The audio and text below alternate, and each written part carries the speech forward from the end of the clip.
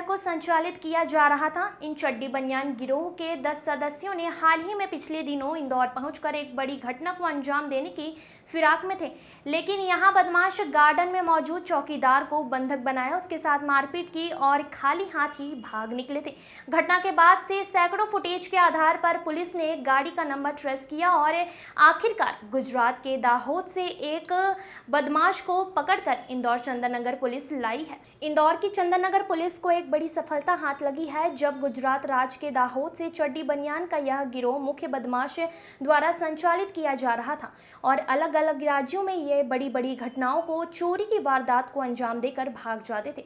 इन गिरोह के 10 नकाबपोश बदमाशों ने पिछले दिनों चंदननगर थाना क्षेत्र से धार रोड स्थित एक गार्डन में घुस से कोई बड़ी वारदात को अंजाम देने की फिराक में थे, लेकिन वहां गार्ड को बंधक बनाया और मारपीट कर भाग निकले।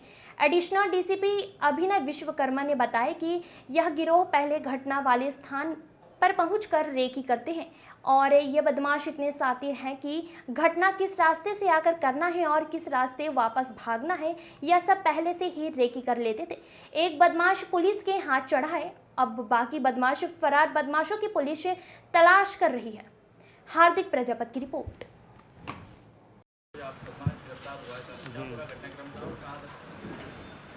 बीते दिनों थाना चंदननगर क्षेत्र में धार रोड स्थित जो प्रेरणा सदन है, वहाँ पर एक 8 से 10 अज्ञात बदमाशों द्वारा घर में घुसकर वहाँ पर घुसकर चोरी करने की कोशिश करी गई थी, जिस पर से काफ़ी गंभीरता से इसको लेकर वरिष्ठ अधिकारियों द्वारा इसमें तफ्तीश करने के निर्देश दिए गए थे।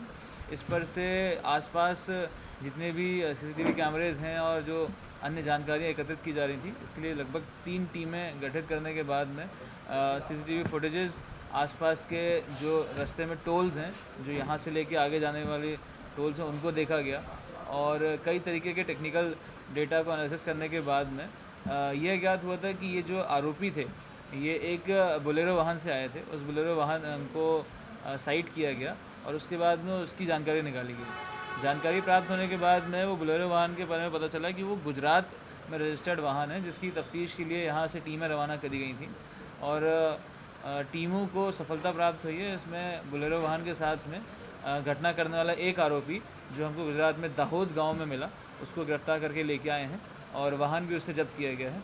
लगातार इससे अन्य घटनाओं के बारे में पूछताछ की जा रही है और इसके अन्य साथीगणों के बारे में पूछताछ की जा रही है। जल्दी उनकी भी गिरफ्तारी की जाएगी। तो कुछ बताया कि मकसद से यहाँ पहुँचे थे, क्या कोई बड़ी घटना को अंजाम देना था इनको? जी, इनके द्वारा तो अभी तक यही बताया जा रहा है कि चोरी करना वहाँ पर ये आम बात है। वहाँ दाहोद बेस में इस प्रकार की अन्य कई गैंग हैं जो इस प्रकार की घटना करती हैं। ये एक प्रकार से अंतर्राज्यीय गैंग है, जिन्होंने एमपी में, गुजरात में, महाराष्ट्र में, इनफैक्ट यूपी में भी कई जगह घटनाएं करी हैं और इनका मोडस ऑपरेंडी इसी प्रकार का है। ये किसी भी प्रकार के कपड़े नहीं पहनते हैं और मुंह को छुपा लिया जाता है, जिस प्रकार से इनकी आइडेंटिफिकेशन ना हो सके। इस प्रकार की वहाँ पे कई गैंग सक्रिय हैं, जो वहाँ की स्थानीय पुलिस से पता चला कि कई प्रकार की कई जगह से पुलिस आती है इनको दबिश देने के लिए और उनको पकड़ के लेके जाती है। कहाँ से संचालित हो रहा था पूरा एक गिरोह?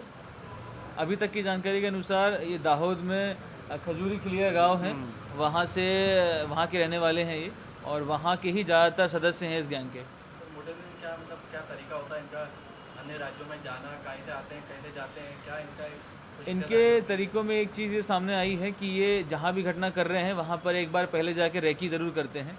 इस घटना में भी जानकारी सामने आई है कि घटना के 4-5 दिन पहले ये पूरी गैंग एक बार पहले आई थी।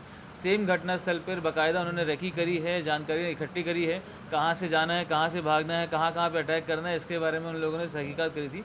उसके बाद 12 तारीख को आकर यहाँ पर ये घटना को अंजाम दिया है। इसी कारण से इनके आने जाने के रास्ते काफ़ी छुपे हुए थे, जैसे खेत में से घुस के वहाँ पर घुसना और भागने के लिए भी एक रास्ता इनका तय था। गाड़ी अलग खड़ी करी गई मुँह छुपा के, तो पूरा सुनियोजित तरीके से रेकी करने के बाद में इन्होंने घटना को अंजाम दिया है। कौन इसका गिरोह और क्या इनकी हिस्सेदारी होती थी, क्या इनको कुछ मिलता था मुनाफा घटना के बाद? अभी घटना के संबंध में और अन्य घटनाओं के संबंध में लगातार पूछताछ जारी है और इसमें जानकारी एकत्रित करी जा रही है। तो बाकी जब और सदस्य मिलेंगे तो उनसे और प्रकार से पूछताछ करके बाकी चीज़ों का खुलासा किया जाएगा। उम्र का कुछ आया, कितने साल का? लगभग 30 साल की उम्र है जो अभी आरोपी गिरफ्तार किया है और इसके अन्य साथियों की उम्र भी 25 से 30 साल के बीच में ही बताई गई है।